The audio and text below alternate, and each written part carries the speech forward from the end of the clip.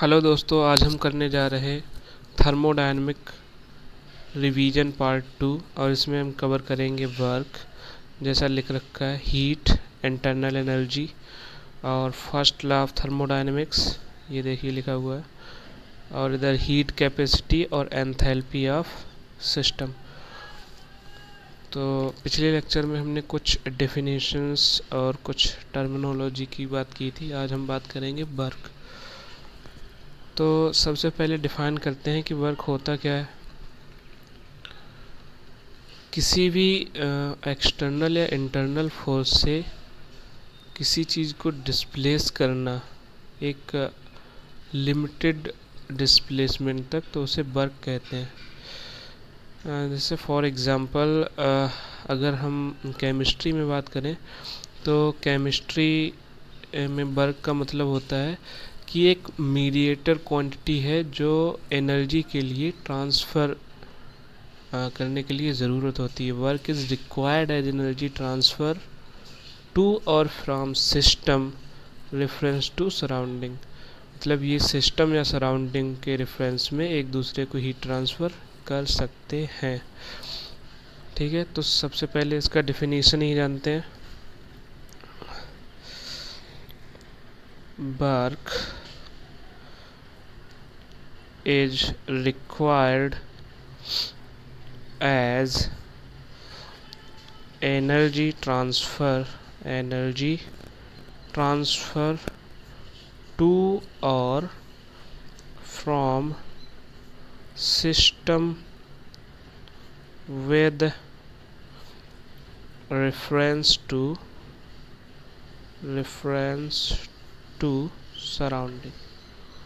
Okay, हो गया।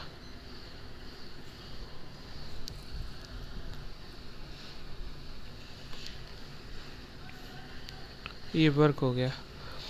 इसका फॉर्मूला क्या होता है कि W is equal to F external and D X. जैसे मान लीजिए कोई बीकर है, यहाँ पर इसका पिस्टन लगा हुआ है, प्रेशर अप्लाई किया P एक्सटर्नल, डिस्प्लेसमेंट हुआ ये डी एक्स, तो इस पर भी प्रेशर लगा गया यहाँ से। तो जो प्रेशर होता है वो होता है P external equal to force over area. तो F की वैल्यू क्या आएगी यहाँ से? F की वैल्यू आएगी यहाँ से, कलम नहीं चल रहा है आज। F की वैल्यू आएगी यहाँ से P एक्सटर्नल एंड एरिया। ठीक है। अच्छा, जब यहाँ पर dx होगा तो ये स्मॉल वर्क आएगा dw, और जब हमें होल वर्क निकालना होगा तो इसका हम इंटीग्रेशन करेंगे। इसकी वैल्यू पुट कर सकते हैं यहाँ पर, तो dw equal to F external dx, तो यहाँ पर रख सकते हैं P external A into D X. A D X क्या है आपको पता है? dv है, change in volume.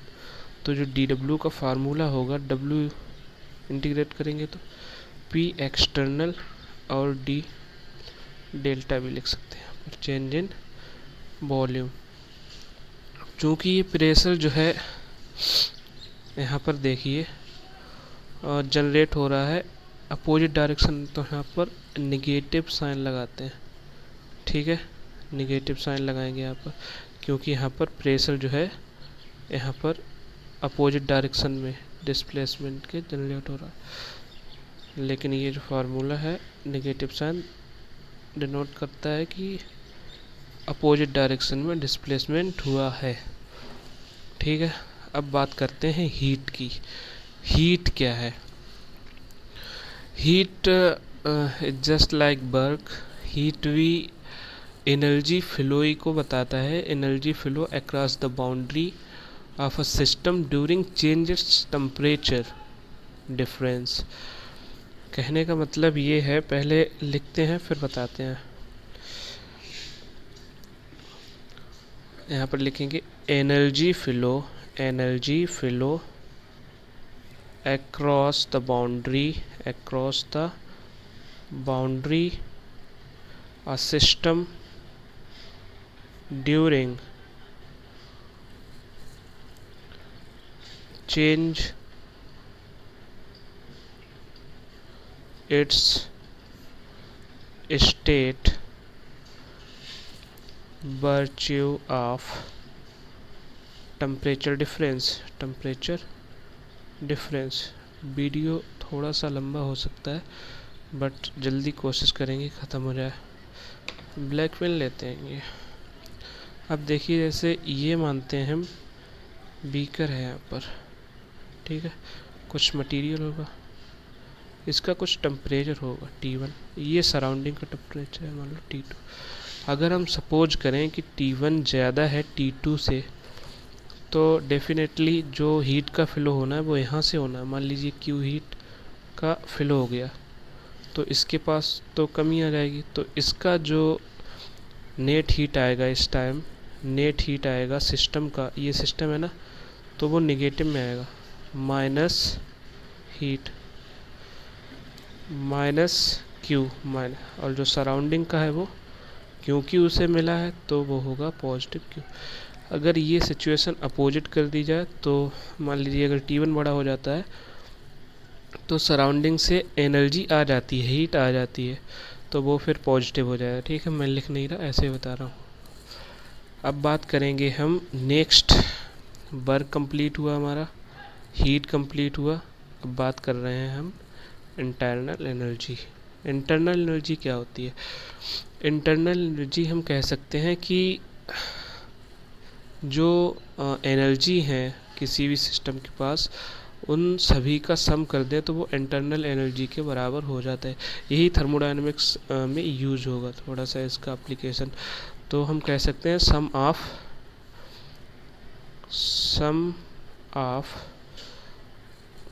All kind of energy,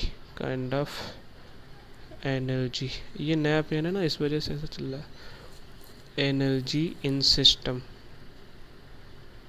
okay,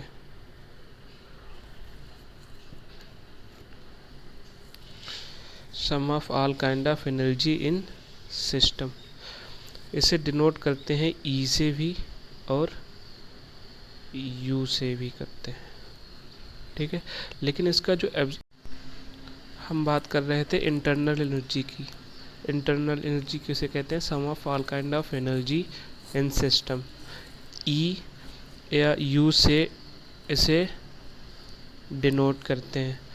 इसकी जो एब्सोल्यूट वैल्यू होती है मींस यू या ई, उससे कभी डिफाइन नहीं किया जा सकता, कांट बी डिफाइंड या कांट बी कैलकुलेटेड। इसे हमेशा चेंजमेंट में ही डिफाइन कर सकते हैं। Only change in internal energy can be define, यानी कि डी यू या डी ई डिफाइन हो सकता है या कैलकुलेट हो सकता है, कैन बी कैलकुलेटेड। ओके, अच्छा, ये जो फंक्शन है वो टेम्परेचर का फंक्शन होता है। डी यू जो है वो फंक्शन होता है टी का, टेम्परेचर का। अगर टी कांस्टेंट होगा तो किसी भी कंडीशन में इंटरनल एनर्जी का जो चेंज है वो जीरो हो जाएगा। जैसे अगर हम कहें प्रेशर वेरिएबल है लेकिन टेम्परेचर कांस्टेंट, कितना भयानक एक्सप्रेशन लग रहा है, लेकिन यहाँ पर टेम्परेचर कांस्टेंट तो जीरो हो जाएगा। इसी तरीके से अगर हम बात करें दूसरा, इंटरनल एनर्जी अगर हम कांस्टेंट वॉल्यूम पे लें लेकिन टेम्परेचर कांस्टेंट हो तो वो जीरो। अगर वही हम टेम्परेचर वेरिएबल ले लें यहाँ पर डी टी कांस्टेंट प्रेशर, तो वो जीरो नहीं होगा। ठीक है, ये इतना हुआ।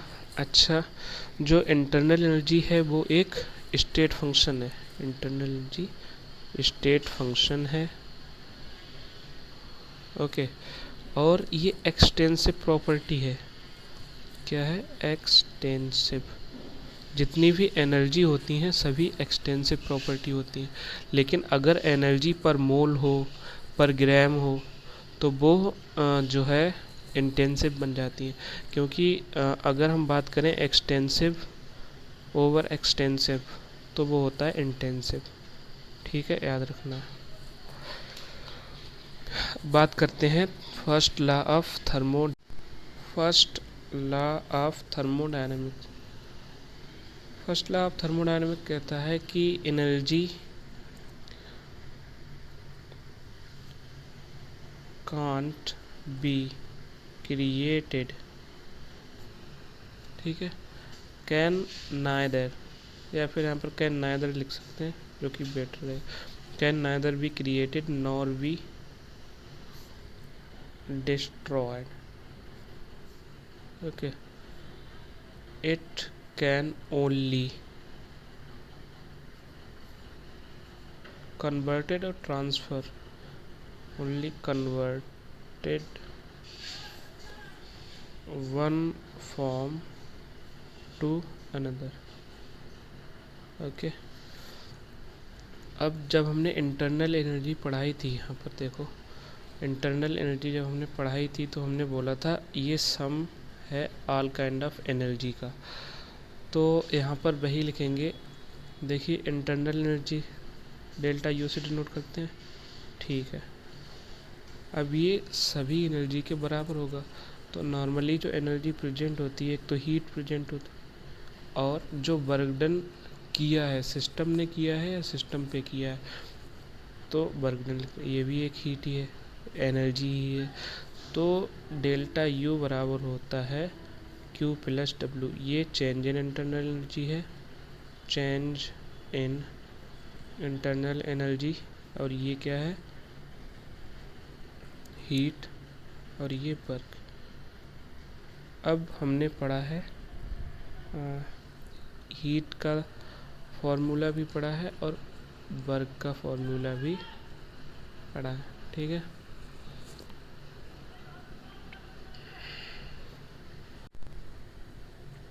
चेंज इन इंटरनल एनर्जी हो गया। अब देखो हम इसमें कंडीशंस लेते हैं। अच्छा, यहाँ पर वर्क का जो फार्मूला पढ़ा है हमने, W बराबर minus P external into V final minus V initial, या फिर इसे P external into delta V, यहाँ पर रख सकते हैं इसे, ठीक है, कोई इशू नहीं उसका। अब हम यहाँ पर अगर कंडीशन लें, पहला कंडीशन तो ये है कि हम आइसोथर्मल ले लें। आइसोथर्मल जैसा हमने बोला, इंटरनल एनर्जी जो है टेम्परेचर का फंक्शन है, अगर टेम्परेचर कांस्टेंट होगा तो इंटरनल एनर्जी जीरो हो जाएगी, ठीक है, इंटरनल एनर्जी जीरो हो गई। अब Q बराबर क्या बचा, माइनस डब्लू। देखो यहाँ से ये जीरो हो जाएगा तो ये इधर जाएगा, फिर Q बराबर क्या हो जाएगा, माइनस डब्लू, यही होना है, या फिर W बराबर माइनस Q, एक ही बात है। दूसरा आता है हमारे पास एडियाबैटिक। एडियाबैटिक में जो हीट है, हीट ऑफ फ्लो, वो ही जीरो है। जब वो ही जीरो है तो यहाँ पर डेल्टा यू बराबर क्यू प्लस डब्लू, ये तो जीरो ही हो गया, तो डेल्टा यू बराबर डब्लू, ठीक है। अब ये देखो, ये होता है हमारा स्टेट फंक्शन, और ये वैसे तो होता है पाथ फंक्शन, लेकिन यहाँ पर इक्वल है, तो ये भी क्या हो जाएगा यहाँ पर स्टेट फंक्शन। इसीलिए बोला जाता है जो एरिया वर्क का जो वर्क है वो स्टेट फंक्शन होता है, एडियाबैटिक प्रोसेस का जो वर्क डन है वो स्टेट फंक्शन होता है। क्यों, वो इंटरनल एनर्जी के बराबर होता है, ठीक है। आइसोबारिक में देख लें तो कोई प्रोसेस जैसे कांस्टेंट प्रेशर पे हो रही है, आइसोबारिक यहाँ पर लिखेंगे, आइसोबारिक पी कांस्टेंट है, इसमें कोई फ़र्क ही नहीं पड़ना है, जैसा था वैसा ही रहेगा, minus P external to delta V, ठीक है, ये ऐसा ही रहना। अब हम बात करेंगे, एक साइक्लिक प्रोसेस होता है, क्या होता है, साइक्लिक प्रोसेस। यहाँ पर देखेंगे साइक्लिक प्रोसेस है, मान लीजिए ये पहला स्टेट ए है, यहाँ से चल के वहीं पर आ जाएगा, ये देखो, तो स्टेट तो चेंज नहीं हो, जब स्टेट चेंज नहीं हो तो जो स्टेट फंक्शन है वो कैसे चेंज हो जाएंगे, यानी कि डेल्टा यू क्या हो जाएगा, जीरो।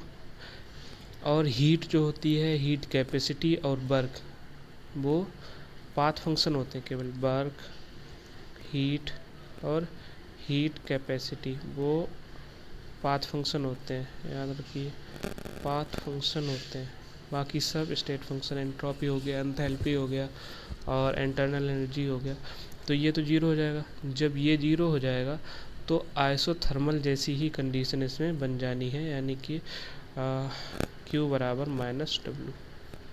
ठीक है, ये हमारा पूरा होता है। अब हम बात करेंगे इंथैल्पी ऑफ सिस्टम भी है, अभी हीट कैपेसिटी भी है। हम हीट कैपेसिटी की ही बात कर लेते हैं पहले। हीट कैपेसिटी क्या होता है कि एनर्जी का वह अमाउंट जो किसी मैटर का 1 डिग्री सेंटीग्रेड टेम्परेचर या 1 केल्विन टेम्परेचर चेंज कर दे। ठीक है, टेम्परेचर डिफरेंस कितना होना चाहिए, 1 डिग्री सेंटीग्रेड, तो उसे क्या कहेंगे, हीट कैपेसिटी। चलिए लिखते हैं यहाँ पर total amount of heat to raise या increase to raise 1 degree centigrade और 1 kelvin temperature change of any matter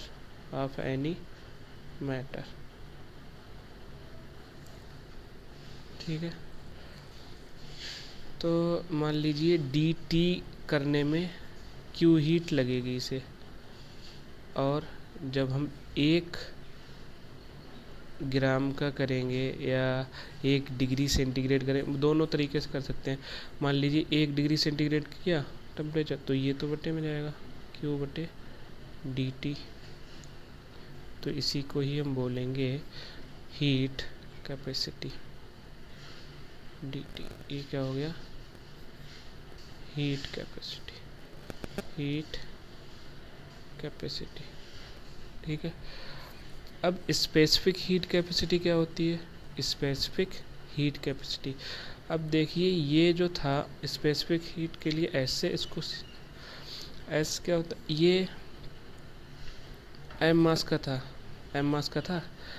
अब हमें पता है कि m मास में इन्होंने Q/dt आया, जिसे हमने हीट कैपेसिटी बोला। अब हम अगर 1 ग्राम का करें, 1 ग्राम का 1 डिग्री सेंटीग्रेड इंक्रीज करें तो कितना हो जाएगा, इसे हम यहाँ इधर ले आते हैं तो ये ऐसा आ जाता है स्पेसिफिक Q/m/dt।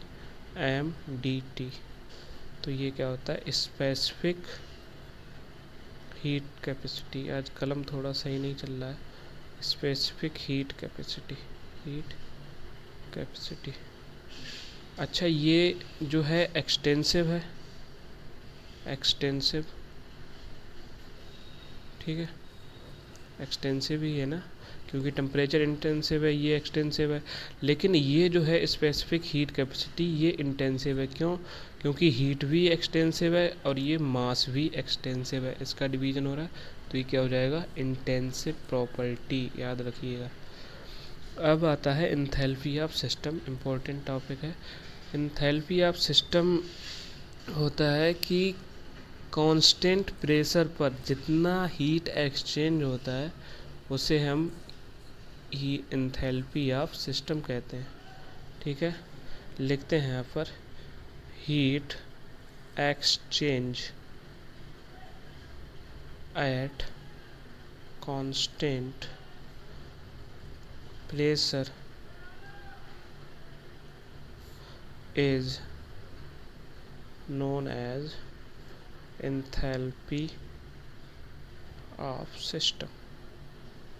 ठीक है, इसे QP या फिर DH से भी डिनोट करते हैं। ये भी टेम्परेचर का फंक्शन होती है, याद रखना होगा, ये टेम्परेचर का फंक्शन होती है।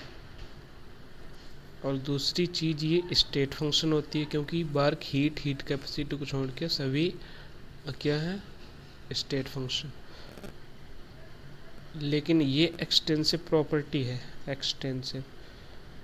जितनी भी एंथैल्पी होती हैं, जितनी भी एनर्जी होती हैं, वो एक्सटेंसिव होती हैं, लेकिन अगर उन्हें पर मोल